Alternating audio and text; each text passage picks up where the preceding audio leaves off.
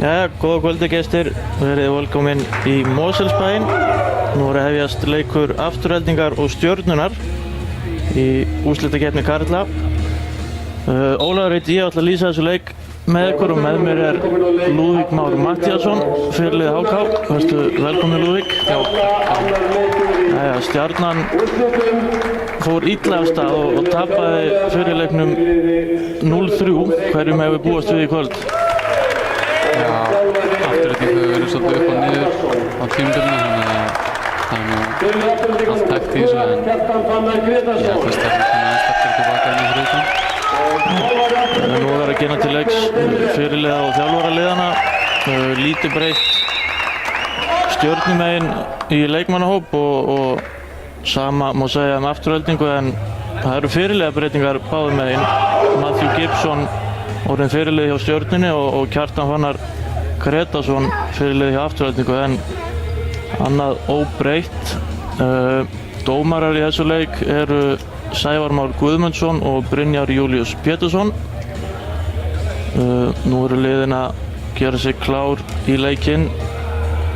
Alveg eins og á þriðjudaginn er Strafko Demir mættur á bekk Aftureldingar. Það sást klárlega breytingar á liðinu með svona öflugan þjálfara á bekknum. Já, klárlega. Þeir eru náttúrulega Pjótr Kempistí sem hefur verið að þjálfa liðið spila núna, þannig að það er rosalega sterkt fyrir þá að hafa reyndan þjálfara á liðinu sem getur stjórnað þessu utanfrá, svo að hinnir geta einbeitt sér á leiknum. Það sást greinilega þegar hann mætti til leiks að það var alveg ljóst að Pjótr, Edu og Radoslav þeir ætlaði að spila alla leikinn. Þeir munu sennilega gera það í kvöld líka. Já, það er lítið annað í boði á bekknum hjá Aftureldingu. Það eru ungu strákarnir auðvitað, en það er svona svolítið í það en þá.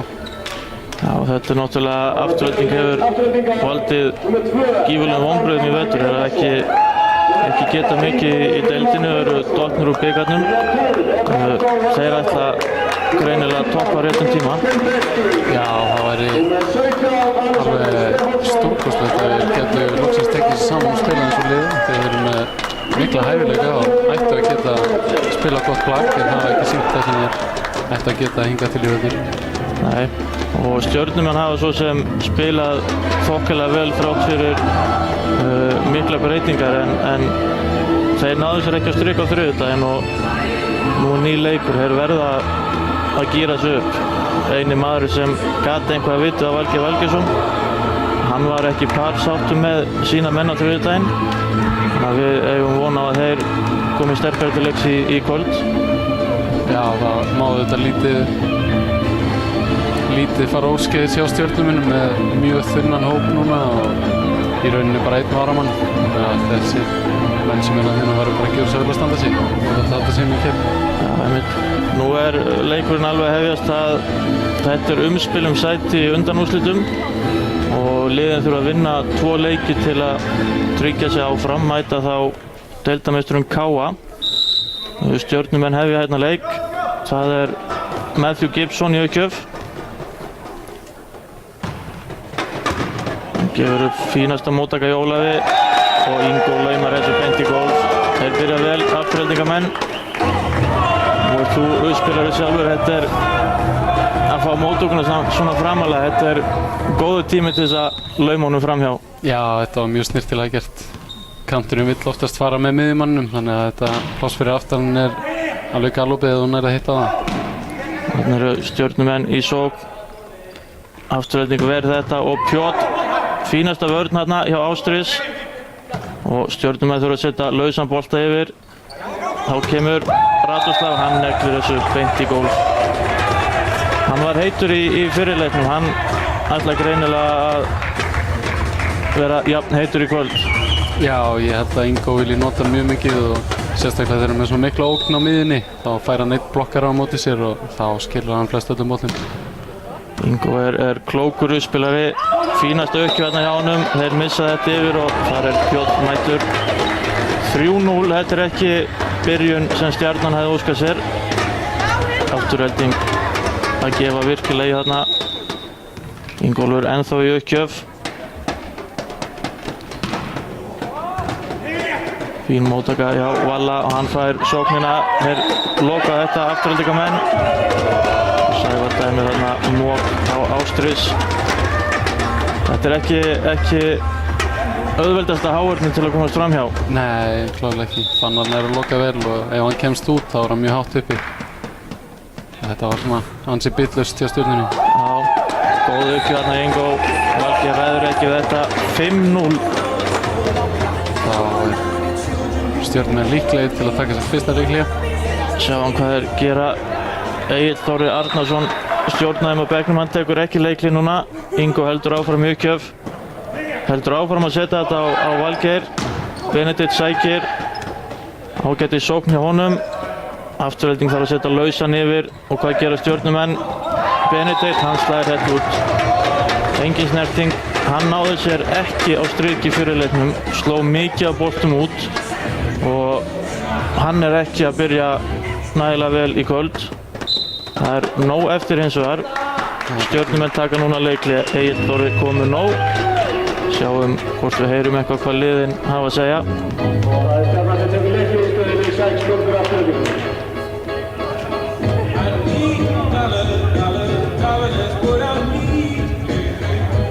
Stjörnumenn þarna fara yfir hlutina saman. Við náum ekki að heyra hvað þeir segja. Þeir þurfa náttúrulega að byrja á því að skerpa móttökuna. Hún hefur ekki verið nægilega góð. Ingo hefur haldið þeim 6-0. Já, hann er að setja boltan á beinni línu á Valgeir og hann á í miklu meirulíku með þetta en þeir þurfa að breyta eitthvað til. Þetta er ekki gott að byrja leikinn svona, það er svo mikið undir. Nei, þetta eru ágætis móttökumenn hérna hjá Stjörnunni. Þeir þurfa bara að fá sjálfstraustið í gang. Núna sjáum við hvað Ingólfur gerir. Aftur, nei, nú er það Janis, fínasta móttaka í honum og Benedikt fær boltan og hann slæðir þetta í netið. Engin snerting þarna. Hann er ekki alveg að finna sig. Þetta er allt mistök sem að þeir eru að gera sjálfur. Þetta var fínasta móttaka og sóknin er bara alls ekki að skila núna. Nei, ekkert bit í þessari sókn. Nú fær Valgeir aftur boltan, missir þetta yfir og Kjartan Fannar mættur. Svona bolta viltu ekki missa upp við netið þegar Fannar bíður og bíður. Ó nei, þarna vill enginn vera fyrir. Ef Fannar fær svona uppspil þá er endurinn einn. Þetta er beint í gólf. Ingo heldur áfram í uppgjöf. Setur hann á Benna sem er í vandræðum og Valgeir þarf að spila upp og Benedikt setur lausan yfir. Enn er Fannar mættur. Hvað gerir Valli núna? Þeir loka á hann en halda þessu gangandi. Janis slæðir hennan út. Döfalið mistökkan þegar Janis þurfti bara að koma honum yfir. Stjörnumenn eru búin að breyta móttökunni sinni og færa Benedikt inn líka núna. Hann var ekki búinn að taka á móti fyrstu boltana en þeir greinilega vilja hjálpa Valgeiri. Já, þeir þurfa einhvað aðeins að þétta þetta. Ingo ennþá í uppgjöf. Ástris tekur vel á móti og Valgeir fær boltan. Þetta er út. 10-0. Þetta eru sjálfsegja tölur. Þetta, já, maður sér þetta ekki oft. Og hvað þá þegar það er komið svona langt í mót. Núna eiga liðin að vera að toppa. Ingo ennþá í uppgjöf. Og Ástris missir þetta í gegnum puttanar. Frábær uppgjöf hjá Ingo. Stjörnumenn ekki mættir. Alls ekki, það er rosalegt andleysi þarna megin við netið og Afturhelding nýtir á valtar yfir það hérna í byrjun. Sjáum hvað Ingo gerir núna. Pressar þetta á Benedikt. Fínasta móttaka í honum og Valli sækir. Og Fannar lokar á þetta. Þeir ætla ekki að komast fram hjá þessari háar. Afturhelding hefur, þeir hafa fengið 1 smass þegar Radoslav sló hann á miðjan völlinn. Annars hafa Stjörnumenn bara séð þetta sjálfur. 12-0. Ingo heldur áfram að pressa. Ástris í smá vandræðum. Hvað gerir Valli? Þarna kom það fyrsta stigið hjá Valla. Slæðir hennan í hornið. Móttakan í Stjörnunni hefur verið í lagi, svona þau skipti sem við komum upp en ekki nógu góð til að taka miðjuna inn. Þannig að það er alltaf 2 blokkarar á köntunum. Já, það er auðvelt að lesa þetta fyrir Afturheldingu þegar að móttakan skilur sig ekki betur en þetta. Janis setur hennan í hornið. Sama horn og Valli sló í áðan. 12-2. Stjörnumenn aðeins að koma sér á stað. Sjáum hvað Benedikt gerir núna í uppgjöfinni. Setur hennan og Ólaf sem missir hann fram hjá sér. Fínasta uppgjöf hjá Benedikt. Komir hérna 3 stig í röð. Við séum að fá að sjá bara 2 kafla. Sjáum hvað Benedikt gerir núna. Þessi lekur yfir netið og Aftureldingamenn ekki alveg nægilega vakandi þarna. Smá hefnistimpill yfir þessu en Stjörnumenn taka því. Stjörnumenn eiga skilið eitt svoleiðis stig. Það gerir Benni núna, setur hann aftur og Ólaf. Hann í smá vandræðum og Ingo spilar úr þessu og Radoslav hann slær þetta út. Hann á að gera betur úr þessari stöðu. Það eru rosalega mikið af mistökum hérna í byrjunarhrinum, svona einstaklingsmistökum, sérstaklega í sókninni.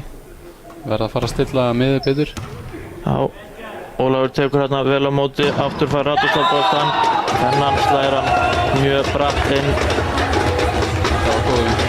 Góður vinkill hérna hjá honum, 13-5, Pjótr mættur í uppgjöf. Hann heldur væntanlega áfram að standa eins og í fyrirleiknum. Benedikt samt í vandræðum hérna, virtist vera ágætlega auðveld uppgjöf. Aftur fær Radoslav boltann, Benedikt ver þetta. Og hvað gerir Valli? Þessi er svolítið nálægt, kemur þessu yfir. Áfram halda Aftureldingar þessu í leik, þurfa að setja lausan yfir. Og Valli aftur fær hann að nálægt, gerir vel. Og Radoslav, hann skorar hérna. Þetta er vinkill sem hann notar mikið. Hann er ekkert að slá rosalega aftarlega á völlin. Já, þetta er óvenjulegt fyrir leikmenn á Íslandi. Það eru fáir sem geta slegið þennan bratta vinkill og hann þarf ekki að vera hátt uppi en hann hefur tæknina í þetta. Já, alveg út með línu. Stjörnumenn í sókn, Jannis, hann er lokað á hann hérna. Fannar enn og aftur. Lokar vel og Radoslav lokar vel. Þetta er þétt vörn hjá Aftureldingu sem er erfitt að komast fram hjá. Pjótr farin hérna aðeins aftar, hvað ætlar hann að gera núna? Nú hoppar hann. Setur laust yfir. Fín móttaka hjá Benedikt og Jannis. Þarna gerir hann vel, Ingo nær ekki að verja þetta. Þetta var gott slag hjá Jannis. Mjög vel spilað. Þannig komst hann fram hjá HR Aftureldingar. 6-15, aðeins að lifna við hjá Stjörnunni. Þorsteinn mættur í uppgjöf. Þetta er fínasta móttaka í Ólafi og það er Radoslav. Þeir verja þetta. Jannis, hann laumar þessu aftast á völlin. Þarna er Pjótr ekki nægilega vakandi. Þessi staða hefur reynst Stjörnumönnum mjög góð með Þorsteinn í uppgjöf. Þótt að uppgjöfnan sé ekki að sterkustu þá heldur hann þeim inn á og þessi staða skilar oft mörgum stigum fyrir Stjörnumönnum. Já, þeir eru með þokkalega framlínu þarna, 3 sóknarmenn. Eins og segir, þessar uppgjafur eru ekkert rosalega erfiðar og Afturelding náðu þarna góður í miðjusókn. Fannar slær hennar beint í gólf og fer svo beint í uppgjöfina. Uppgjafurnar þurfa ekkert alltaf að vera gífurlega erfiðar ef aðrir menn eru vakandi í sínum stöðum eins og sást þarna á Stjörnunni. Þorsteinn setur ekki mikla pressu og sama má kannski segja Fannar, hann er ekkert kannski svo öflugasti en nær ofta að gefa margar í röð. Ja. Fín sókn hérna hjá Aftureldingu og Jannis, þeir loka þetta. En blokkar Afturelding. Nú er Alexander komin í framlínuna og hann hendur á þeim sem Fannar byrjaði á. Já, hann er ekki mikið verri hávarnarmaður en Fannar. Þeir eru báðir mjög hátt uppi. Fannar heldur áfram í uppgjöf. Á, þessi net. Vantar smá stöðuleika hérna hjá Fannari. Þá er Valgeir í uppgjöf hjá Stjörnunni, 8-17. Mikilvægt fyrir Stjörnuna að ná aðeins að saxa á forskotið þó að forskotið sé kannski svolítið mikið eins og staðan er núna.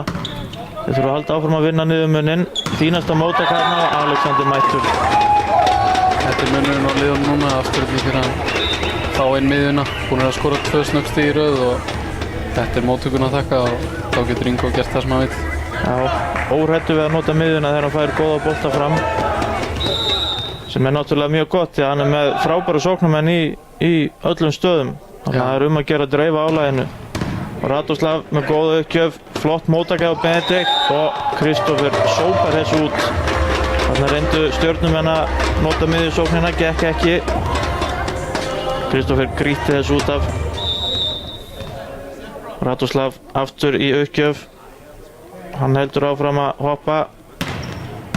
Fínasta uppgjöf hérna, Ástrís ræður vel við þetta og Jannis, vel gert hérna. Jannis er að koma sterkur til leiks. Það verðist slegið, hún fær 1 blokkar á móti sér og þá er ekkert annað en að hamra bara krossinn. Jannis kom með 4 stig í sókn hjá Stjörnunni og hann fer í uppgjöfina. Tekur stutta uppgjöf hana. Afturhelding sækjur úr þessu. Þarna setur Edu lausan bolta yfir og Valgeir. Vel varið þarna hjá Pjótr og aftur Edu. Hann neglir þessu í valla. Stjörnumenn þurfa að setja lausan bolta yfir. Hvað gerir Edu núna? Laumar þessu. Valli vel á verði þarna. Og Matthew Gibson með frábæra laumur þarna. Hann er með gífurlega öfluga laumur. Hann hefur ekki verið að lauma mikið í síðustu leikjum. Notar yfirleitt hægri hendina. Já, hann nýtir oft boltana sem eru alveg upp við net og hann hefur hæðina og laumar þessu oftast bara yfir blokkina en þarna þessi var góð. Og Ingo þarf endilega líka að sína að hann getur laumað. Þið Austurlandarnir eigi þetta til. Ef annar ykkar laumar þá verður hinn að fá að sanna sig og sína að hann kunni líka lauma. Já, þá þarf að svara fyrir sig sko. Manni finnst þetta óþægilegt að fá þetta beint í gólfið þannig að það er að gera bara skila því. Ingo sýnir hérna að hann sé ekki minni maður. Stutt uppgjöf hjá Edu og stutt. Þessi dreif ekki yfir netið. 20-11. Kristoffer í uppgjöf hjá Stjörnunni. Getur verið með mjög góðar uppgjafir ef hann pressar þær. Sjáum hvað hann gerir.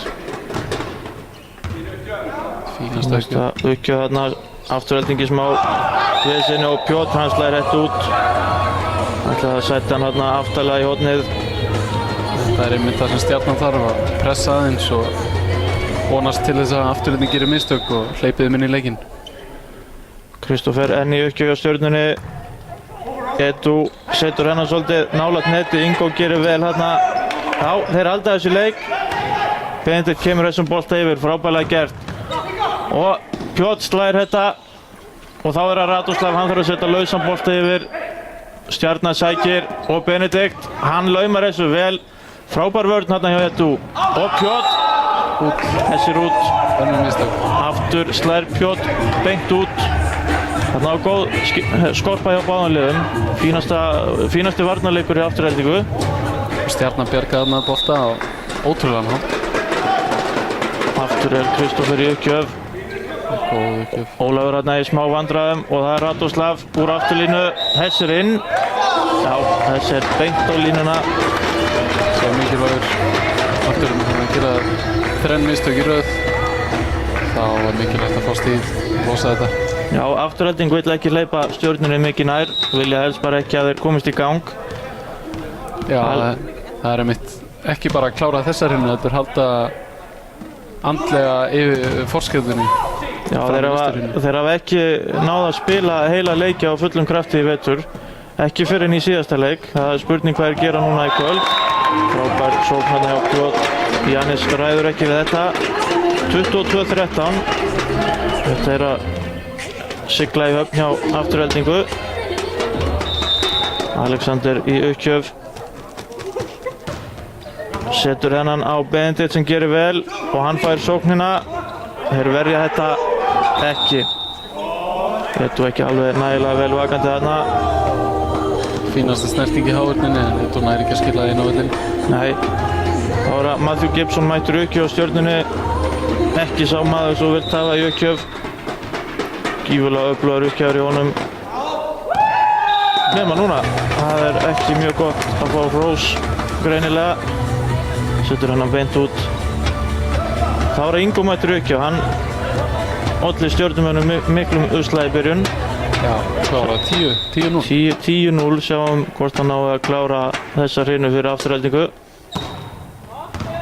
Setur hann Ástris og Ástris ræður ekki við þetta. Frábær uppgjöf hjá Ingólfi. Hans þriðja stig beint úr uppgjöfinni. 24-14. Afturhelding þarf 1 stig í viðbót til þess að sigra fyrstu hrinu. Benedikt í vandræðum, Valgeir þarf að spila upp. Og já, Benedikt slær þetta í fannar og út. Vel gert hjá honum. Vel notað hávörnina og erfitt færum, boltan þröngt við netið. Slær bara hátt í puttanum. Já, þolinmóður hérna Benedikt. Var ekkert að reyna að gera neina rósir úr þessu. Hann er mættur í uppgjöf. Ólafur hérna í smá vandræðum, missir þetta framhjá á netið og hérna Radosław mættur. Honum leiðist örugglega ekki að fá boltann nálægt neti með lágvaxna háur. Nei, það held ég ekki. Það hefur háð Stjörnunni svolítið þarna. Sérstaklega ef miðjumaður nær ekki út, þá þetta alveg bara getur verið vonlaust að verja svona boltan. Þá þetta veisla fyrir Aftureldingu. Þeir taka fyrstu hreinu 25-15. Góð byrjun hjá Aftureldingu. Skelfileg byrjun á Stjörnunni, komu sér aðeins í gang þarna undir miðja hreinu en byrjunin alveg gekk frá þeim. Já, við sjáum núna hreinu líka með 10 stiga mun og það var bara þessi 10 úr kafli í byrjun sem að skilur það. Já, þetta eru bæði svona jó-jó lið. Afturelding getur tekið sér til og spila hrikalega vel en svo í næstu hreinu gjörsamlega falla þeir. Og sama má segja Stjörnuna, þeir eru alveg líklegir til þess að koma bandbrjálaðir núna inn í næstu hreinu. Já, ég get alveg trúið þau upp á það. Skulum vona að bæði lið rífi sér bara í gang og fáum hörkuleik. Já, það var svolítið af sóknarmistökum hjá báðum liðum. Auðvitað liðin að koma sér smá af stað. Við viljum sjá aðeins betri nýtingu í sókninni þegar þú ert komin í úrslitakeppnina. Sjáum hvort að liðin ná ekki að stilla sig aðeins betur af núna í annarri hreinu. Ef við rennum aðeins yfir stigaskorið, stigahæstur í liði Aftureldingar er að sjálfsögðu Radosław Rybak með 7 stig. Stigahæstur í Stjörnunni, þeir eru 2, Benedikt og Janis báðir með 4 stig. Valli situr hérna svolítið eftir. Hann var langstigahæstur í síðasta leik með 20 stig. Þeir verða að fá hann í gang ef þeir ætla sér að fá hann út úr þessu leik. Já, hann átti mjög erfitt með að komast fram í háurninni hjá Afturendingu áðan og hann verður að fara að setja meira púður í þetta. Það er óhrættur. Hann var svona sóknarmaðurinn sem að Stjarnan þurfti að fá til þess að fylla í skarðið þegar þeir mistu sinn öflugustu sóknarmann áramótin. Þannig að Stjörnumenn þurfa að koma honum í gang. Afturelding, lítið sem að þeir þurfa að breyta. Þeir spiluðu alveg þokkalega vel, öflug hávörn og voru með fína varnarleik. Undir venjulegum kringumstæðum ef að Strafko væri ekki mættur á varamannabekki þá myndum við sjá einhverja breytingar. Já. Þeir hafa verið svolítið óhrættir við að breyta liðinu á milli hreina en eins og ég sagði áðan, við fáum nú væntanlega að sjá þremenningarna spila allan leikinn. Já, ég er sammála því. Strafko er líka ekki maður sem gerir mikið af breytingum. Hann er eiginlega andstæða Pjótr við því. Pjótr vildi breyta bara hverju sem hann gat á milli hreina og reyna að leysa vanda eða bara breyta til. En Strafko er vanafastur og hann var að hafa sína sterkustu mennin og gott að blessa. Mikil reynsla sem býr í Strafko, gífurlega sterkur leikur fyrir Aftureldingu að fá hann á varamannabekkin. Bæði lið að gera sig klár núna í aðra hreinu, engar sjáanlegar breytingar og það er þá Afturelding sem að byrjar í uppgjöf, myndi ég halda. Alltaf vera klárt hérna. Ingólfur byrjar í uppgjöf fyrir Aftureldingu og ætla að ná í sama kafla á áðan. Skulum sjá til. Sjáum að Valgeir er stiginn út móttökulínunni og Benedikt kemur inn. Þannig að það er líklega Benedikt sem er skotmarkið í bili. Já, það er rétt. Hann fær hennar bolta og fær sóknina líka, slær hennan út. Hann heldur uppteknum hætti í sóknarleik sínum.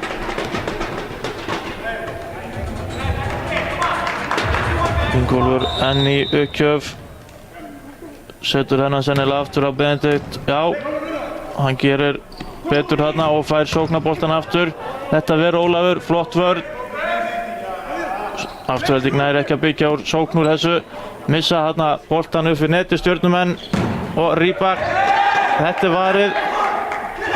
Þá kemur Benedikt, setur þetta í hávörnuna, þeir fá boltan aftur og Benedikt. Fín vörn hérna í Ólafi, Afturelding kemur þessu yfir. Frábær vörn hérna og Valli ekki tilbúin í afturlínni, setur lausan bolta yfir og Radosław aftur. Þeir verja þetta í hávörninni og Pjótr hinum megin, hann skorar hérna flott stig. Þarna var góður varnarleikur hjá báðum liðum, fengum langt rally en Pjótr kláraði þetta fyrir Aftureldingu. Já, það er hérna eitt blokkara aftur á móti sér. Þetta er að gerast heldur oft hjá stjörnumönnum að skilja Pjótr einn á eftir. Það er ekki góð sviti. Nei, Stjarnan þarf að taka einhverja sénsa með þessa 3 frammi hjá Aftureldingu. Já. Þeir geta ekki lokað á það alla, en Ingo missir þessa uppgjöf út. 2-1 fyrir Aftureldingu. Matthew mættur í uppgjöf. Sjáum hvort hann á að snúa hrinu við. Setur hennan á Edu sem lendir í vandræðum og Radoslav setur lausan yfir. Það er Benedikt mættur og Valli, Ólafur ver þetta vel. Þá er það Pjótr, hann laumar þessu yfir. Þorsteinn nær að setja hendurnar í þetta og Fannar hann á miðjunni. Þessu skila Fannar. Já, hann er ekki vanur í að klúra þessu boltum. Hann fær hann hátt uppi. Gott uppspil frá Ingo og hann bombar þetta. Ingo var hérna búinn að nota alla sína sóknar möguleika og þá var komið að Fannar að klára þessa sókn. Fínasta vörn hjá Ástríðs. Valli setur hennan yfir, þetta er vel varið og Afturelding sækir. Edu slær hennan vel gert. Matthew náði ekki að verja hennan línubolta frá Edu. Það hefur ekki farið mikið fyrir Edu í þessu leik. Nei, þeir ætla víst að láta mest reyna á Radoslav og Pjótr og þegar þeir fá þessa góðu bolta þá fá Fannar og Alexander boltan á miðjunni. Vel varið þarna frá Ólafi. Fín sókn þarna hjá Valgeri. Afturelding þarf að setja lausan bolta yfir og Benedikt tekur hérna, setur í góð vörn hjá Ólafi.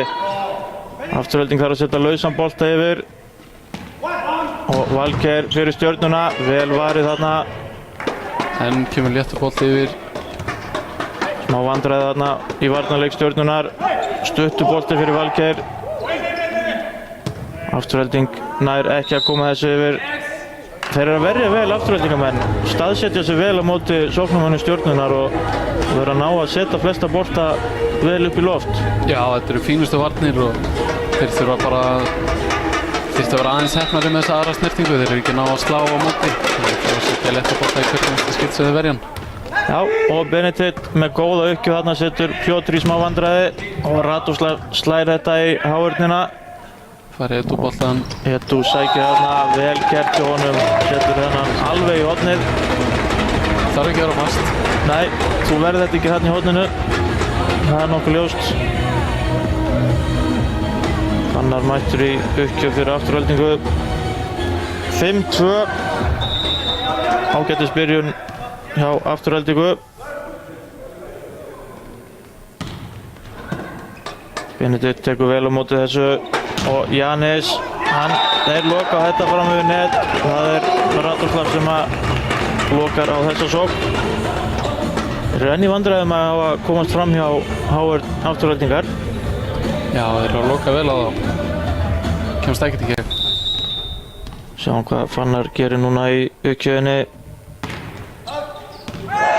Þessi er inni.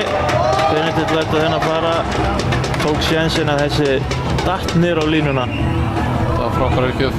Frábær uppgjöf Alveg á 9 metrana. Þeir kvarta aðeins þarna Stjörnumenn en þessi var nú bara beint á línuna. Já, ætli það ekki. 7-2. Fannar enn í uppgjöf. Fínasta móttakarna í Ástríðs og Valli fær sóknina. Hann setur þetta líka í hornið. Fannar ekki sterkasti varnarmaðurinn. Stendur hérna í stöðu 5 eftir uppgjöfuna en er ekki að verja þetta. Það er rétt. Fannar vil sennilega meina það sjálfur að hann sé mjög sterkur varnarmaður en við sjáum til það líður á leikinn. Þorsteinn hérna í uppgjöf. Þeir missa þetta yfir en Stjörnumenn ekki vakandi. Pjótr fær hérna ódýrt stig skráð á sig. Lélega móttöku samt sem áður. Já, Ingo með aðra uppspilara brellið þarna. Þykir spilunum og lætur hann bara fara. Janis ekki nógu vakandi. Missir þetta undir sig. Það var Radoslav í uppgjöf, hann heldur áfram að hoppa. Þessi er út. Eins og kom inn á áðan, Ingólfur er gífurlega klókur uppspilari. Ekki bara uppspilinu sjálfur, heldur lesa hann leikinn mjög vel. Já, hann er búinn að verja nokkra bolta hérna og hann veit alltaf hvað er að fara að gerast næst í leiknum. Fínasta móttakarni í Aftureldingu og þarna er Edu mættur. Lítið farið fyrir honum en hann skila sínu. Hann er að vakna til lífsins núna, fær aðeins fleiri bolta og er að skila vel. Gott fyrir Aftureldingu að geta nýtt hann aðeins, hvílt hina sóknarmennina. Hann mættur í aukjöf. Setur hennan á Janis, fínasta móttaka og Kristófer á miðjunni. Þeir ná að koma þessi yfir en þessi bolti út. Stjörnumenn þurfa að fá miðjusóknina sín í gang til þess að valda Hávörn Aftureldingar smá vandræðum. Já, þarna ítir Matt boltanum á miðjuna og þótt að Kristófer hafi ekki slegið þetta mjög fast þá erfitt að bregðast við þessu. Setur vörninni á Aftureldingu út stöðu. Það er rétt, Janis í aukjöf, Ólafur í smá vandræðum þarna. Fjótt sækir þetta, setur hann í Kristófer og í gólfið. Þeir eru óhræddir við að slá og það virðist bara allt fara niður hjá þeim. Já, þetta virðist alltaf vera leikur Aftureldingar.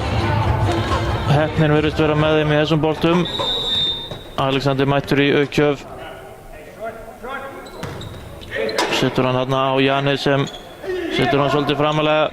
Matthew gerir vel, Benedikt kemur þessu yfir og þá er það Pjótt. Þarna lokar Kristófer á hann. Hann ætlar ekki að láta slá í sig tvisvar í röð án þess að stígi sig hans. Vel gert þarna hjá Kristófer, fer svo í aukjöfuna. Nú þarf hann að halda haus og gera vel í aukjöfunni. Fín aukjöf. Fínasta aukjöf þarna og miðjusókn með Aftureldingu. Fannar setur hennan beint í gólf. Stjörnumenn áttu enga varnir við þessu. Þetta var mikilvægt, vel spilað í Ingo. Boltinn ekki mjög nálægt niður en það er samt að spila með hérna. Já, Fannar hefur verið að flakka svolítið úr miðjunni og í díón í Aftureldingu og verið að leysa báðar stöður mjög vel. Náttúrulega reyndur miðjumaður en öflugur annar staðar líka. Valgeir sækir hérna fyrir Stjörnuna úr afturlínu. Þeir verja þetta Aftureldingamenn og þessi sókn út eða hvað? Nei.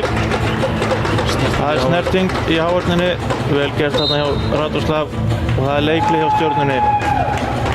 Þarna fekk Valgeir bolta með enga hávörn en það var eitthvað ekki í lagi við þetta og hann ákvað að slá hann laust yfir.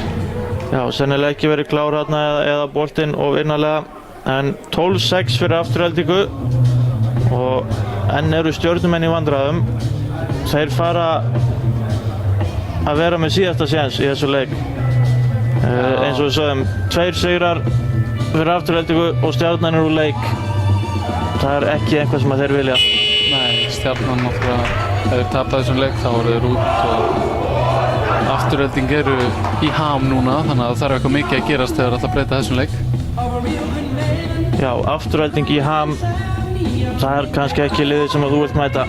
Nei, alls ekki. Þeir eru til alls líklegir og þótt þeir hafa ekki sýnt það mikið núna í vetur þá unnu þeir K.A. hérna í lok deildarinnar og þeir geta strítt hvaða lið sem er. Aftur er Fannar mættur í sóknina hjá Aftureldingu, setur hann beint í gólf. Afturelding eins og við sögðum ollu vonbrigðum í deildakeppnina en þeir ætla bara að taka þessa úrslitakeppni og byrja hana að krafti. Ingo hérna í aukjöfunni. Valgeir tekur vel á móti og Benedikt tekur stuttan hérna, setur hann í Fannar út. Þeir þurfa aðeins að hreyfa sóknarleikin Stjörnumenn, reyna að fá hávörnina hjá Aftureldingu á smá flakk. Já, Þorsteinn hefur ekki fengið markabolta hérna í fyrstu 2 rinnum þannig að Matt verður að fara að nýta allt sem hann á. Já, þarna reynir Ingo aftur að setja hann á, Fannar gekk ekki upp. Ágætist tilraun en vantaði eitthvað upp á gæðin. Já, Afturelding þarf að halda haus, þeir eru snöggir að missa þetta frá sér ef þeir fara að detti í einhver kæruleysi. Stjörnumenn eru hægt og rólega að koma sér inn í hrinuna. Þeir eru smá vandræði þarna á ritaraborunni í Aftureldingu. Við sjáum að Aftureldingar með þessa sterkustu sóknarmenn sína frammi núna. Pjótr er í díóstöðunni sem er nú hans uppáhaldsstaða og Radoslav getur slegið mjög vel á kantinum. Svo erum við Fannar á miðjunni. Þarna sjáum við Felix Gíslason, meiddan leikmann Aftureldingar, aðstoðað á ritaraborðinu. Hann var hækjum í síðasta leik en er allur að koma til. Já, Felix er vanalega fyrirliði Aftureldingar en hann er ekki með í þessu leik. Og því tók Kjartan Fannar við hans hlutverki. Nú voru alltaf að vera klárt til þess að byrja þessa hrinu aftur. Matthew í uppgjöf hjá Stjörnunni. Hann setur hann á Ólaf sem hann lendir í vandræðum og Valgeir setur þarf hann finna fyrir því. Refsar honum fyrir þetta. Góð uppgjöf þarna hjá Matthew. 13-9. Setur hann sennilega aftur á sama stað. Nei, Edu þvælist þarna fyrir, gerir ágætlega og Pjotr hann slæðir þetta út. Svolítið að missa dampinn afturhaldingamenn, þeir eru að gera klaufaleg mistök, trekk í trekk núna. Já, þetta er dýrt. Þeir hleypa stjörnumönnum inn í leikinn svona flott í rinninni. Ólafur með aðra móttöku, fínasta móttaka. Fínasta móttaka, þá kemur Pjotr þarna og Benedikt lokar á hann 1 á móti 1. Þarna á Pjotr einfaldlega að gera betur. Já, með 1 á móti sér og hann ætti nú að kunna þetta. Hann hefur gert það mjög vel hérna í mörg ár. Það tekur afturvinning leiki. Það er eiginlega sama hver væri á mótunum í Háverd. Hann á að gera betur 1 á móti 1, en Benedikt að sjálfsögðu gerði þarna gífurlega vel, lokaði vel á hann. Já, tók sénsinn og sturtaði þessu. Já, Strafko hefur engan áhuga á að hleypa þeim nær sér, tekur leikli og fer aðeins yfir hlutina með sínum mönnum. Sennilega eitthvað að fara þarna yfir sóknarleikinn með Ingo. Ingo hefur spilað fyrir Strafko áður hjá HK. Þeir ættu nú að þekkjast vel. Já, Strafko gerði HK einmitt að Íslandsmeisturum. Hvarf svolítið úr sviðsljósinu eftir það, en kom aftur núna í dómgæsluna og með þvílíkum látum. Já. Hann hefur tekið dómgæsluna hörðum höndum og gífurlega góður og rólegur dómari. Var nú alveg dómari ársins að minnir. Já, getur passað. Matthew mættur í uppgjöf þarna, Ólafur í smá vandræðum og Pjotr sækir. Ástríðs ver þetta og aftur fær Pjotr boltann og þarna setur hann boltann í stjörnumenn og í gól. Þetta er líkara Pjotr. Slá þetta niður línuna og það með miklum krafti. Já, hann þarf bara að negla boltann. Engan aumingjaskap. Hann fer í uppgjöfina. Fínt þarna hjá Benedikt og miðjan hjá stjörnunni. Það er fínt. Benedikt fær hennan bolta, setur hann lausan yfir. Radoslav nær að verja þetta og Edu þarf að ýta þessum yfir. Þá fær Benedikt aftur boltan. Pjotr ver þetta vel og Radoslav fær boltan. Góð vörn þarna hjá Ástríðs og Valli, hann skorar þarna stig. Ólafur nær ekki að halda þessu í leik. Það er nú ekki mjög hátt til lofts þarna í Varmá, ekki frekar en í öðrum húsum. Já, það má ekki mikið út að fara. Vörnin verður að vera að dempa hann vel svo að þetta eru föst smöss og það er bara beint fyrir það. Já, Benedikt í uppgjöf. Flott móttaka hjá Edu og Fannar mættur á miðjuna. Þetta þurfa afturhaldingamenn að gera meira, setja boltan á miðjuna. Fannar er sjóðandi heitur og þá er eins gott að skipta honum bara út. Sebastian mættir þarna í uppgjöf.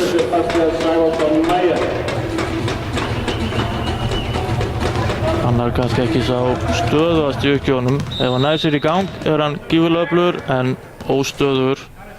Sjáum hvað Sebastian gerir. Þessi er laus yfir Jannis í engum vandræðum og það er Valgeir sem fær boltan. Hann gerir vel. Það var enginn aftast á vellinum og Valgeir sett hann tiltölulega lausan aftur á völl. Einhver misskilningur í hávörninni og vörninni þarna. Pjotr farinn langt frá henni. Of mikið bílópið. Já, 15-13. Stjörnumenn er að ná afturhaldningu. Fín móttaka þarna og Alexander gerir vel. Hann er ekki síðri en Fannar í sókninni. Hann ætlar að fá að vera með í þessu leik.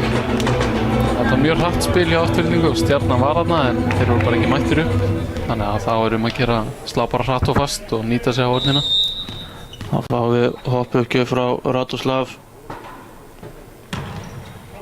Þessi flaut svolítið, Jannis gerir vel hérna. Þeir ná að kvota þessu yfir en út. Og mistök hérna hjá Kristoffer og Matthew. Þessi uppgjöf var kannski ekki flókin. Hann er að taka svolítið öðruvísi uppgjafir en menn eru vanir. Hoppar en það kemur flott. Já, hann í rauninni ákveður bara á síðustu stundu hvort hann vil setja snúninga að flóta á hann. Já, hérna lendir Benedikt í vandræðum. Þessi var betri en áðan. Menn eiga í vandræði með að ákveða hvar þetta að standa, hvort hann ætla að setja fastan aftarlega eða láta hann fljóta og detta stutt. Já. Þarna lendir Benedikt í því. Þú ferð ekki á Ólympíuleikana nema að kunna gefa uppgjafir, það er nokkuð ljóst. Það er ljóst. Stjarnan tekur leikliða, sitt annan leikliða í stöðunni 18-13 fyrir Aftureldingu. Hann er alveg örugglega fyrsti leikmaðurinn til að spila blak á Íslandi sem hefur farið á Ólympíuleikana eða hvað? Já, ég Getur man verið ekki eftir sammála um neinu. Ég get verið sammála því. Það eru nú ekki margir leikmenn úr liðsíþróttum sem spila í íslensku deildinni sem hafa farið á Ólympíuleika. Nei, Víða væri leitað. Ólympíuleikar draumur allra íþróttamanna Já. að komast þangað og við munum vonandi sjá okkar leikmenn komast þangað á næstu árum. Það er draumurinn. 18-13, Afturelding aðeins að ýta Stjörnunni frá sér aftur og Radoslav enn í uppgjöf. Fínasta móttakarna hjá Ástríðs og Valgeir fær boltann. Þetta er ekki nægilega gott uppspil hjá Matthew. Klínur honum þarna allt og nálægt antennu og Valli slær þennan út. Já, ekki gáfulega gert hjá Valgeiri. Hann sér að það er erfiður bolti og hefði í rauninni bara átt að setja niður. Ekki gott færi til að reyna að skora beint úr. Já, þeir eru eitthvað kvarta þarna í dómaranum. Við sjáum nú ekki alveg hvað þeir eru að rökræða en sennilega kvarta einhvað yfir hávörninu í Aftureldingu. Og Radoslav í uppgjöfinni. Valgeir gerir vel þarna og Kristoffer fær boltann og skilar þessu beint í gólf. Gott hjá Stjörnunni að nota miðjuna. Þeir þurfa að halda henni inni, þeir eru að taka möguleika innan leik. Já, Alexander náði ekki að bregðast við þessari sókn. Valgeir fyrir uppgjöf fyrir Stjörnuna og þessi er út. Þetta var dýrt. Þetta var dýr mistök hjá Stjörnunni, 20-14. Nú verða þeir að koma sér í gírinn eða þeir ætla að eiga séns í þessu leik. Edu mættur í uppgjöf og góð móttakarna hjá Valla og það er miðjan hjá Stjörnunni en þennan slær Kristoffer út. Það verðist ekkert ganga upp hjá Stjörnunni núna. Nei, þeir niðurlútir hérna í sókninni, horfa beint í gólf eftir mistök. Hann er Edu í uppgjöf, Ástríðs gerir fínt hérna í móttökunni og Valli úr afturlínni setur lausan yfir. Þá kemur Pjótt og þetta fer í antuna á hávörninni og í antuna og afturlending á stík. Óheppinn þarna Matthew Gibson að missa hann í antennuna. Edu með fína uppgjöf þarna og Janis. Já, frábær sókn hjá Janis. Ekki hávaxinn en gífurlegur stökkkraftur. Já, mikill sprengja og Janis gerir margt óvænt, getum orðað þannig. Já. Mjög viltur leikmaður. Spilar mikið strandblokk á sumrin og það gerir ekkert nema að gera mönnum gott. Hann hoppar og Afturelding missir þetta yfir. Benedikt slær en fín vörn hjá Ólafi og Pjótt. Ástríðs nær ekki að verja þetta. Stendur hérna illa í fæturnar og flott stig hjá Aftureldingu. 23-15. Sebastian fær að klára hrinuna í framlínunni. Fannar kemur ekki inn tilbaka. Já, Fannar hvílir. Gerir sig þá kláran fyrir næstu hrinu og Alexander hoppar. Þessi boltur út. Það munaði ekki miklu þarna. Alexander hefur verið að prófa þessar háu þungusmassökjaðir og þegar þær fara inn á vettinu eru mjög sterkar en getur verið mjög mistækur. Já, fínu uppgjöf á Stjörnunni og Pjótt, hann setur hennan út en Brynjar Pétursson dæmir net á Stjörnuna. Vel vakandi þarna. Það þýðir ekkert að rífast í honum er alveg sama. Fín tómgæsla þarna, 24-16. 1 stig til viðbótar hjá Aftureldingu og Ingólfur í uppgjöf. Setur hann á Valgeir sem lendir í vandræðum og hvað gerir hann í sókninni? Hann slær þetta beint í net. Þetta kórónar alveg sóknarleik Stjörnunnar í fyrstu tveimur hrínunum. Já, Valgeir þarf aðeins að rífa sig upp núna. Það mæðir mikið á honum. Benedikt hefur ekki verið að finna sig heldur en ég held að Valgeir sé vendipunkturinn í þessu. Ef hann nær sér í gang þá er allt mögulegt en hann er niðurlútur núna og það gerir engum gott. Já, hann þarf að koma á hausnum í lag því að Stjörnumenn þurfa svo sannarlega á honum að halda. Flott frammistaða hjá Aftureldingu, konur 2-0 yfir. Spurning hvort þeir bjóðu upp á sama leik og á þriðjudaginn. Klárið þennan leik 3-0. Stigaskorið hefur einhverja breytingar þar. Radoslav stigahæstur hjá Aftureldingu með 10 stig og Benedikt Baldur Tryggvason er stigahæstur Stjörnumegin með 6 stig. Lítið sem kemur á óvart þarna. Hvað þurfa Stjörnumenn að gera til þess að koma sér inn í þennan leik? Þeir þurfa nú að pressa uppgjöðnar aðeins meira. Þeir eru að miðjumenn Aftureldingar að skora mikið. Fannar er komið 7 stig og Alexander 4 í viðbót. Það er bara allt og mikið. Miðjumenn Stjörnunnar eru með samtals 2 stig. Það liggur munurinn. En svo eru auðvitað allt sem fylgir móttökunni verður allt mun auðveldara ef hún er góð. Það er 1 á móti 1 á köntunum. Miðan getur spilað og þetta Stjarnan er ekki að fá neitt að þessu í gegn. Nei, Stjörnumenn þurfa svo sannarlega að koma sóknarleiknum í gang. Uppspilun hafi ekki verið kannski í sama gæðaflokki og maður á að venjast frá Matthew. Nei, hann virðist eitthvað óstöður, hvort það er eitthvað tengt móttökunni eða hvort það er bara einhver misskilningur í liðinu. Maður veit ekki, það lítur ekki út fyrir að vera alveg rétt, sko. Nei, hann hefur nú yfirleitt verið þokkalega öruggur í uppspilinu en hefur verið að missa nokkra bolta svolítið nálægt netinu í fyrstu 2 hrinunum. Já. Kemur sínum eigin mönnum í smá vandræði. Já, þeir eru erfitt með að laga það og þegar þú nærði ekki að skora á svona mörgum boltum þá fer það í hausinn á þér og það er nákvæmlega það sem er að gerast til Stjörnunni núna. Já, með svona gífurlega öfluga HR á móti þér þá er vont þegar boltinn kemur svona nálægt. Já, eiginlega engan séns, þú getur notað HR-ina en þeir eru að loka vel þannig að það er erfitt að gera það. Þá er bara lítið eftir. Alltaf vera klárt hérna fyrir 3. hreinu. Stjörnumenn hafa engar breytingar gert, enda lítið í boði. Aftureldingu er Sebastian inni. Sebastian heldur sinni stöðu. Fannar hvílir í þessari hreinu, sjáum hvort það breyti einhverju. Fannar var gífurlega öflugur í annari hreinu. Kominn með 7 stig í fyrstu 2 hrinunum. Það er spurning hvort að Afturelding komist af án hans.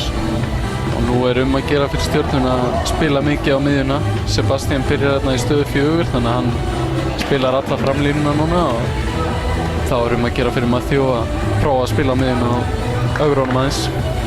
Já, Sebastian hefur ekki spilað mikið í síðustu leikjum. Spurning hvort hann á að setja svip sinn á þennan leik. Matthew byrjar í uppgjöf hjá Stjörnunni. Þessi bolti á Edu sem gerir vel og það er miðjan, það er Sebastian, hann mætir með látum í þessa hreinu. Já, þetta er fallega gert. Þeir bara halda áfram að spila gegn miðjuna sama hverjar og fer allt beint í gólf. Þeir eru alveg óhræddir í sóknarleik Aftureldingar sama hvaðan þeir slá. Já, það vantar upp á Stjörnunni. Það er ekki sama hungrið og venjulega. Nei, og mistök hérna í móttökunni. Valgeir missir hennan í gegnum puttana. Það er kannski spurning að Stjörnumenn þurfi bara að koma inn og negla aðeins. Já, þeir þurfa auðvitað að taka sénsa núna, komið 2-0 undir og þeir þurfa að vinna þessar síðustu 3 hrinur, annars eru þeir bara búnir. Já, Ingo inn í uppgjöf, setur hann á Valgeir og hann fær sóknina. Slæðir þarna í HR Aftureldingar. Það er Radoslav, hann slæðir þetta, fínasta vörn hjá Matthew. Þorsteinn í smá vandræðum þarna með uppspilið. Og aftur Radoslav, þarna gerir hann vel. 1 á móti 1, beint í gólf. Þorsteinn gleymdi sér aðeins þarna á miðjunni. Vel slegið í honum, hann hefur verið að slá krossinn mest allan leikinn og núna er hann línubolta og engin viðbúinn þar. Já, fjölbreyttur sóknarleikur í honum. Ingo enn í uppgjöf. Og Valgeir missir þetta yfir. Kærulaus varnarleikur hérna hjá Pjótr. Og sömuleiðis á Stjörnunni, þeir þurfa að setja lausan yfir. Fínasta vörn hjá Ólafi og Pjótr í sókninni, hann bætir upp fyrir slagan varnarleik og hamrar hennan beint í gólf. 4-0, ætla þeir að ganga frá Stjörnunni enn og aftur. Já, Ingo virðist ætla að vera þeim erfiður í dag. drukkið á reitnum það Já. sérstaklega. Hann er enn í uppgjöf. Hver fær núna boltan? Það er Benedikt, gerir vel og Valgeir í sókninni. Þarna skilur hann stíi, setur hann í hávörnin og niður. Þetta er það sem þeir þurfa að gera með sterka hávörn á móti sér og hrættu við að negla á hana. Já, láta reyna á þá. Þeir eru búin að blokka vel núna en það er ekki til fullkomin blokk. Það er alltaf hægt að gera eitthvað til að vinna með það. Já, Benedikt þarna í uppgjöfinni, vandræði og afturheldingu, þeir ná ekki að sækja úr þessu. Stjarnan komin í 2 stig, 4-2. Já, 2 snögg stig í röð, sjáum hvort þeir ná að koma tilbaka innan strax. En gefur Benedikt upp, setur hann þarna Ólaf, fínasta móttaka og Pjót. Hann gerir vel, fín vörn af Ástris. Setta lausan bolta yfir og hvað gerir afturhelding? Aftur er það Pjót og þarna setur hann í hornið. Þarna hefði Stjarnan þetta stilla sér aðeins lengra út í horn. Hann var ekki með mjög góðan línuvinkil. Nei, þetta var heldur opið fyrir minnsmenn. Já, og hann fer beint í uppgjöf. Standandi Benedikt í vandræðum. Þarna verða Stjörnumenn bara að gera betur með þessa móttökulínu. Benedikt og Valgeir, þetta eru öflugir móttökumenn en eru í algjörum vandræðum í dag. Já, sýnist þetta að vera bara samskiptaörðuleikar hérna í afturlínunni. Kæruleysi þarna hjá Pjót, setur hann í mitt netið. Ætlaði að breyta þarna aðeins og gefa hann á Janis. Og Steinn í uppgjöf hjá Stjörnunni. Við ætlum ekki nota hennar bolta. Nýjan bolta takk. Sjáum hvert það skilir sér. Eins gott hann færi beint í gólf. Það gerir Þorsteinn. Fín móttaka þarna hjá Ólafi og afturhelding Edu slær þetta í hávörnina, góð hávörn. Afturhelding heldur þessu leik. Fínasta vörn þarna hjá Matthew og Janis laumar yfir og Edu sækir, laumar hann í hornið. Matthew náðu að setja hendina í þetta en aðrir eru ekki tilbúnir. Smá laumuleikur hérna hjá liðunum. Já, þetta reynir á þolinmæðina og þarna voru mistökjur Stjörnumönnum. Uppspilarinn tekur fyrsta boltan og enginn tók að skarið. Sebastian gefur upp fyrir afturheldingu. Laus uppgjöf þarna Ástris samt sem áður í vandræðum. Valgeir fær sóknina. Fínasta vörn hjá Pjót. Mætti vera framar. Edu slær rétt í hávörnina. Kristoffer og Valgeir loka vel á þetta. Vonum að þetta kveiki aðeins í Valgeiri. Þeir eru aðeins að berja sig þarna áfram. 4-7. Það hefur oft verið meira líf í Stjörnumönnum andlega séð. Þeir eru svolítið niðurlútir. Það vantar eitthvað upp á hvort sem það er þreyta eða bara almenn óánægja, þá er engin tími fyrir það núna. Nei. Það þarf að gleyma öllu og spila almennilega. Þetta er nú einu svona úrslitaleikur. Kristoffer hefur oft verið með mikið læti, það hefur ekki mikið heyrst í honum í kvöld. Hann hefur oft stuðað andstæðinginn með látum. Það er kannski spurning að hann verði að fara að góla aðeins yfir netið. Já, reyna að koma þeim úr jafnvægi hérna hinum einn. Þeir eru allt og auðvitað með að spila Alexander og Fannar og Sebastian núna í þriðju hrinni. En eru einhverju vandræði á ritaraborðinu og fyrsti maður á svæði er Felix Þór Gíslason. Tölvugúrú mikill. Sjáum hversu langan tíma þetta tekur. Mikilvægt fyrir liðina að kólna ekki á meðan. Já, og halda einbeitingu. Með Valgeir Valgeirsson í uppgjöf. Sjáum hvort hann höndli breytingarnar. Höndli þetta er eins og leiklið, það er bannað að klikka á uppgjöf eftir leiklið. Sama mætti segja svona stopp. Já. Nú er allt að vera klárt til þess að byrja aftur. Brynjar búinn að leysa úr þessu. Hvað er Sævar Már að segja þarna? Hann ætlar að spjalda Valgeir Valgeirsson fyrir að rífa sig úr ofan held ég. Hann fór hérna úr búningnum og var í treyju innan undir. Vildi losa sig við hana en Sævar ekki hrifinn af því. Vertu í fötunum Valli, segir hann. Ekkert kjaftaði. Valli fer bara í uppgjöfuna. Þetta kveiki ekki bara í Valgeiri. Jú, þetta kemur honum sennilega í stuð. Hann fær 5 frá þjálfaranum. Hann hatar ekki athyglinna. Gaman að þessu. Þá er bara spurning hvað hann ætlar að gera í uppgjöfinni. Hún er og á að vera aðalatriðið. Og enn tefst leikurinn. Það gula spjald fyrir illa í ritaraborðið. Hann Brynjar leysur úr þessu. Alltaf vera klárt til þess að halda þessari hrinu áfram. Og Valli í uppgjöfinni kemur þessum yfir. Fínasta móttaka þarna og Alexander mættur á miðjuna. Afturhalding ekki lengi að skora þetta stig. Gott að svara fyrir þetta fljótt. Hörgusmassi.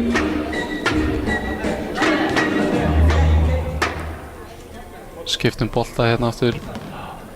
Reglurnar segja til að það megi ekki nota sama bolta tvisvar í röð. Það þarf alltaf að skipta á milli stiga.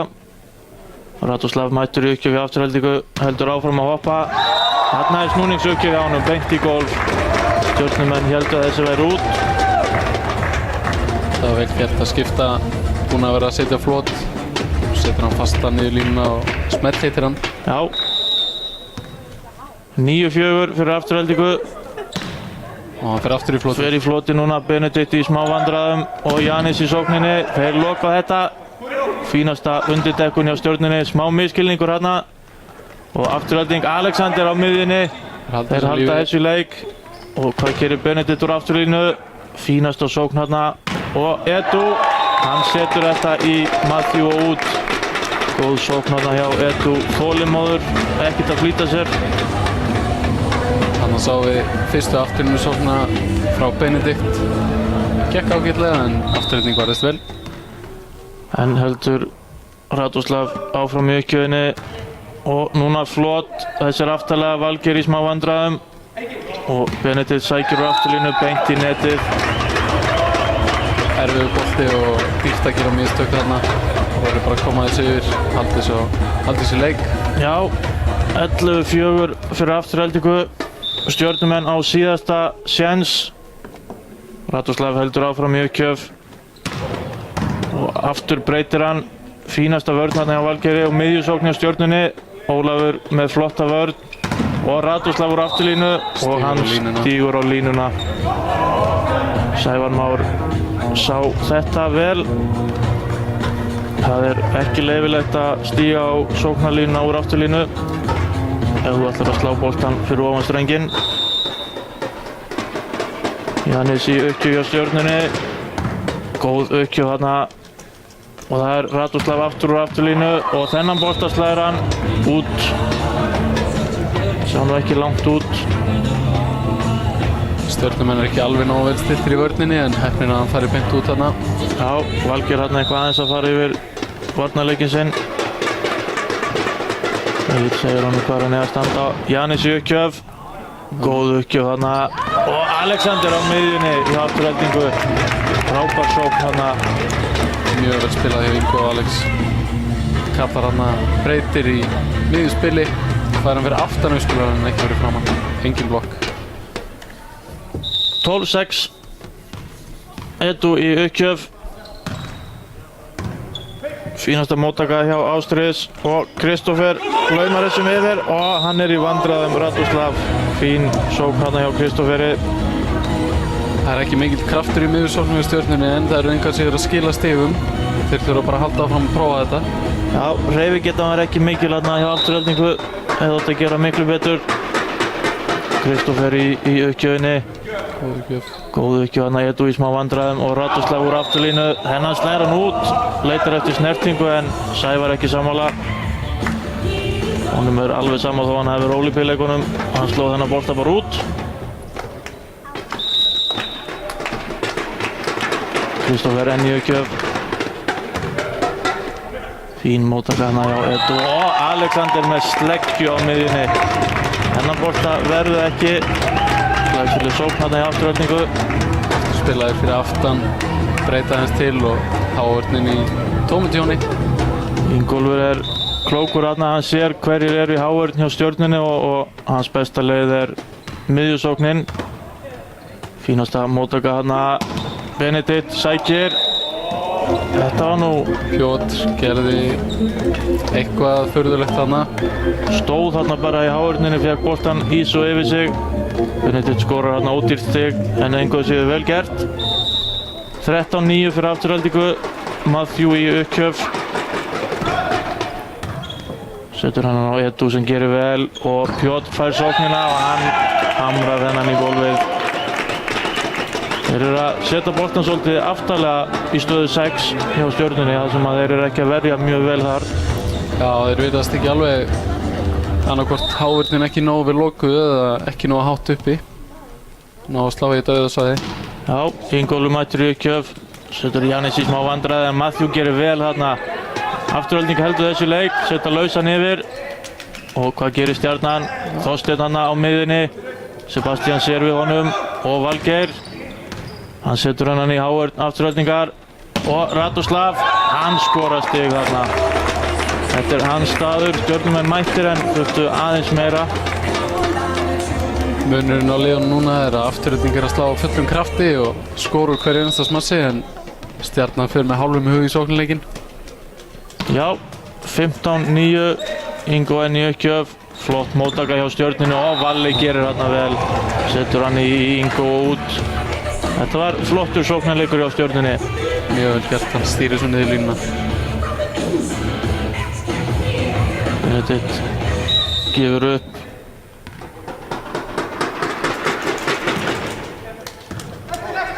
Miskilningur hérna í móttökunni hjá Aftureldingu. Radoslav slær og enn og aftur er hann að skora. Hann er óstöðvandi í sóknarleiknum, kominn með 9 stig úr sókn, 14 stig samtals. Nú er Piotr mættur í uppgjöf, hann tekur flot, setur hann á Ástrið sem gerir vel og Valgeir hérna. Þeir loka á þetta Aftureldingamenn. Sebastian gerir vel. Hann ætlar að stimpla sig inn í lið Aftureldingar. Halda Fannari á bekknum. Það er erfitt en erfið keppni. hann gerir vel. Fín uppgjöf hérna hjá Piotr. Svolítið nálægt hjá Stjörnunni. Jannis lendir í vandræðum. Og enn blokkar Sebastian. En lokar Sebastian á þetta. Fannar heldur sig á bekknum, það er ljóst. Já, Stjarnan tekur leiklega. Þetta eru uppspilin sem vorum að tala um áðan. Þau eru full nálægt og setja sóknarmenn Stjörnunnar í vandræði. Það er nokkuð ljóst. Þetta er farið að gerast heldur oft. Það eru einhverju boltar auðvitað í hverjum leik sem að fara stutt langt, nálægt og langt frá en það eru komnir allt og margir boltar hérna og Stjarnan er ekki náð að leysa það. Það er rétt, 18-10 fyrir Aftureldingu. Þetta virðist vera nokkuð þægilegur leikur hjá Aftureldingu, Stjörnumenn í bullandi vandræðum. Það er nokkuð ljóst ef að þessi leikur tapast þá eiga þeir bara bikarinn eftir. Mæta þar HK í undanúrslitum og nokkuð ljóst að þeir geta ekki boðið upp á svona spilamennsku þar. Afturelding hins vegar úr bikarnum og þetta er þeirra síðasti séns á titli. Frábær uppgjöf hérna hjá Piotr. Setur hann á Benedikt og skorar gott stig.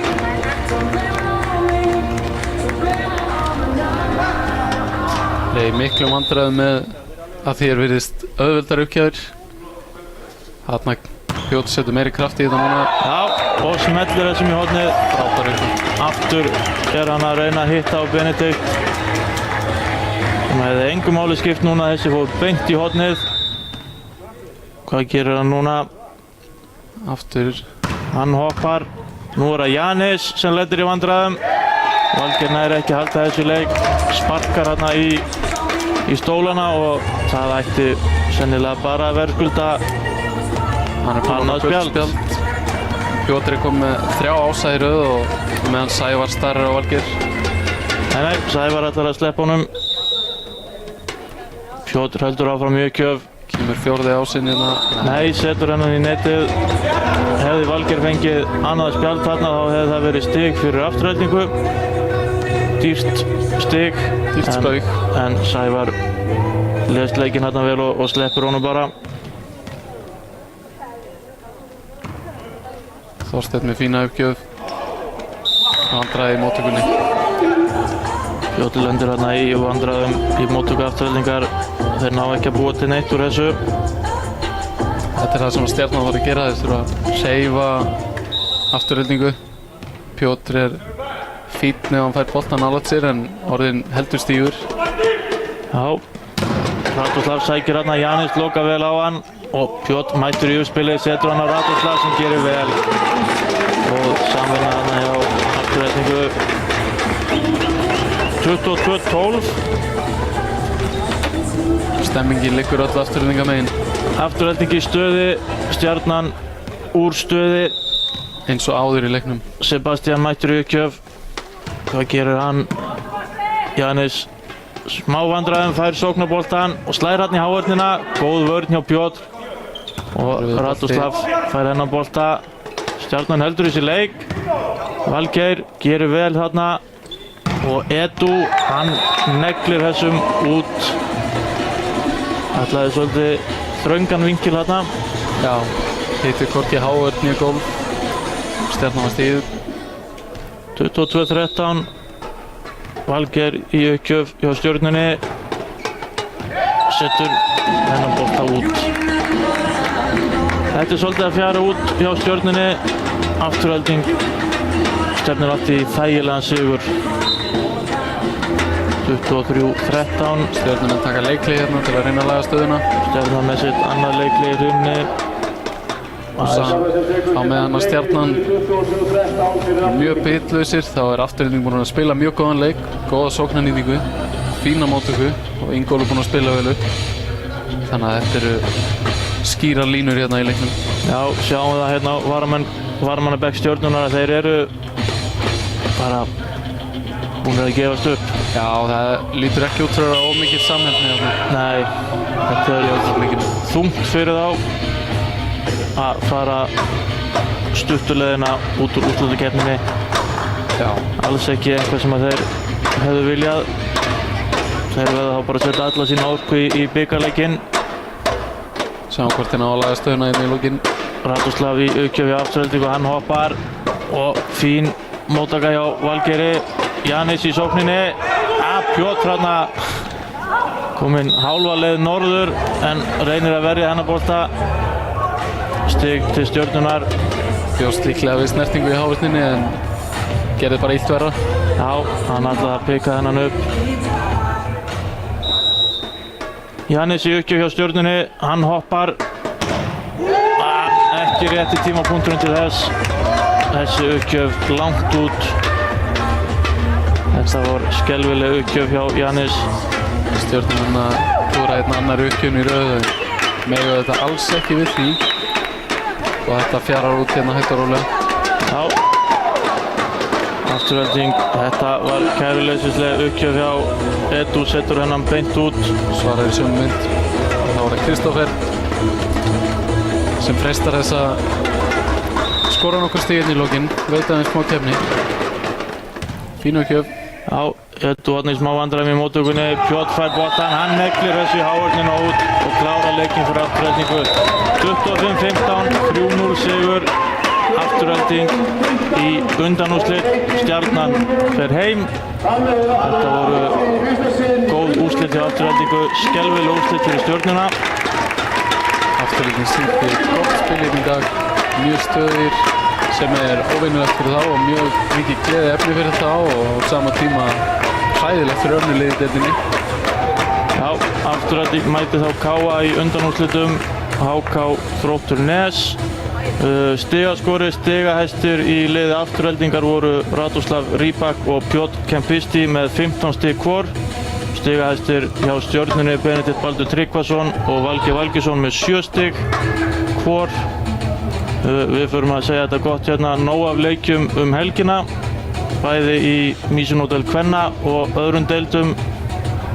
Við þökkum fyrir okkur hérna á Sport TV. Takk fyrir.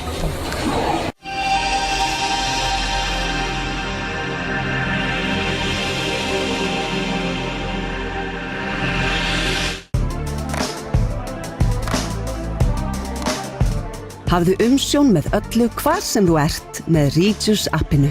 Sæktu Reachus appið í App Store eða Google Play. Þú hefur fulla yfirsýn og getur bókað skrifstofur og fundarherbyggi allan sólarhringinn þegar þér hentar. Reachus.is. Verslunartækni. Allt fyrir verslanir, vöruhús og lager. Verslunartækni, Draghálsi 4.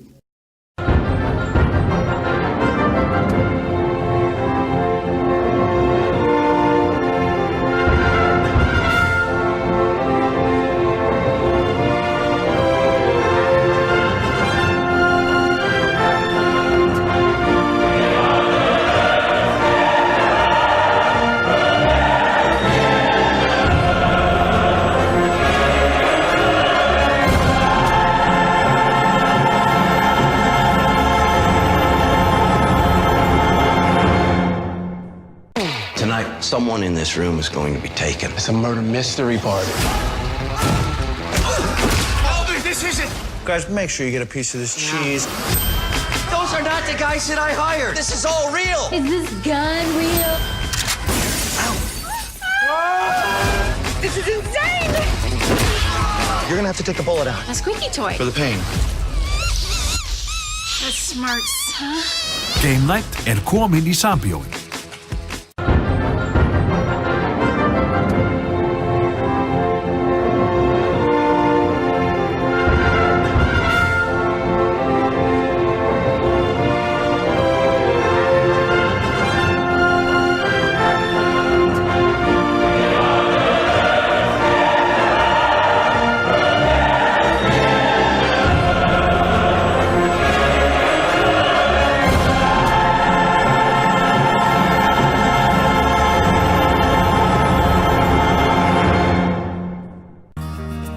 Mér finnst bara að það hvernig þetta hefur virkað fyrir mig og hvað það hefur bætt líðan og gefið mér aukna orku til þess að fara í þessa göngu og ganga á fjöll.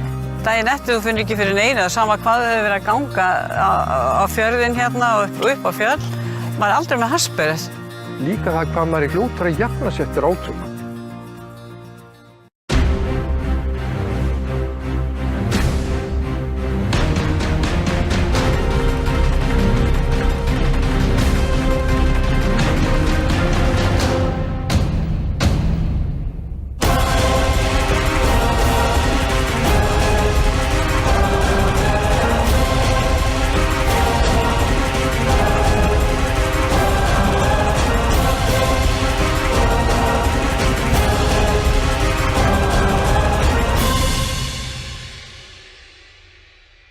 Nú Mjúkís einnig fáanlegur í hálfslítra umbúðum. Mjúkís. Mjúk lending eftir matinn. Kjörís.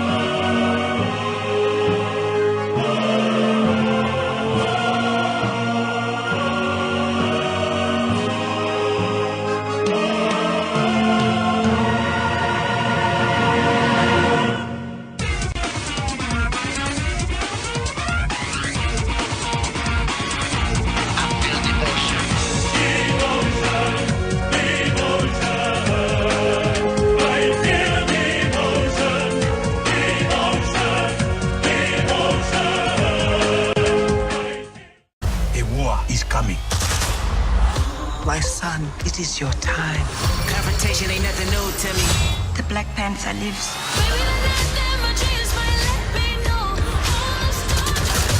You can bring a bullet, bring a sword, bring a morgue, but you can't bring the truth to me. The world's gonna start over. This is my time. This ends today. I recognize your false confidence and calculated promises all in your conversation.